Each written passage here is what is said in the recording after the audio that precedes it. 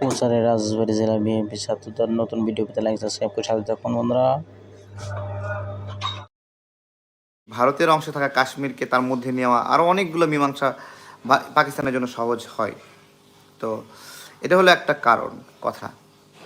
এখন আজকে যে কন্টেনারটা আসছে এই কন্টেনারে আপনার হলো অস্ত্র যদি আসতো, ভারতের কি, বাংলাদেশ কি বিভিন্ন দেশের কাছ থেকে অস্ত্র কেনে না?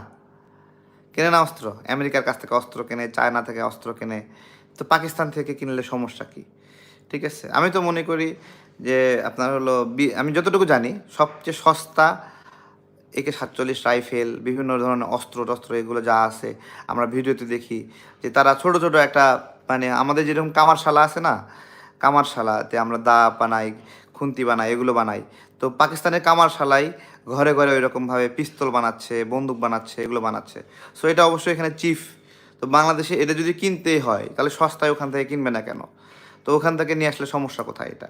ঠিক আছে, শুধু এইটা না, এটা না, বাংলাদেশের ভূ রাজনৈতিক প্রয়োজনে যদি পারমাণবিক শক্তিও প্রয়োজন হয় একটা স্বাধীন রাষ্ট্র হিসেবে, ভারত অর্জন করছে, পাকিস্তান অর্জন করছে, ঠিক আছে, চায়নার আছে, কোরিয়ার আছে, বিভিন্ন দেশের আছে, তো বাংলাদেশের থাকাটা অস্বাভাবিক কেন?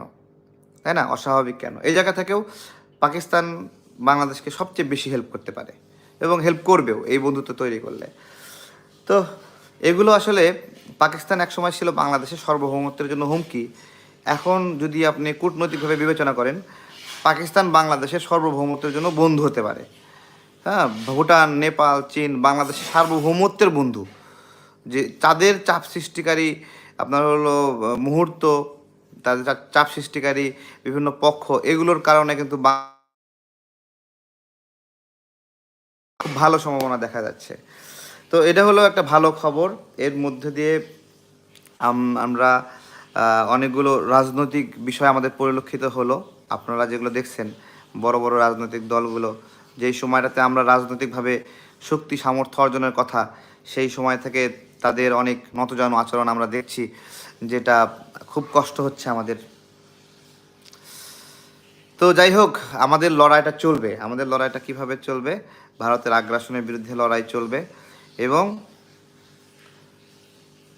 যেই ষড়যন্ত্রগুলো ভারত করে আমরাও সেই ষড়যন্ত্রগুলো যদি না করি পাল্টা, তাহলে আমাদেরকে বিপদে পড়তে হবে।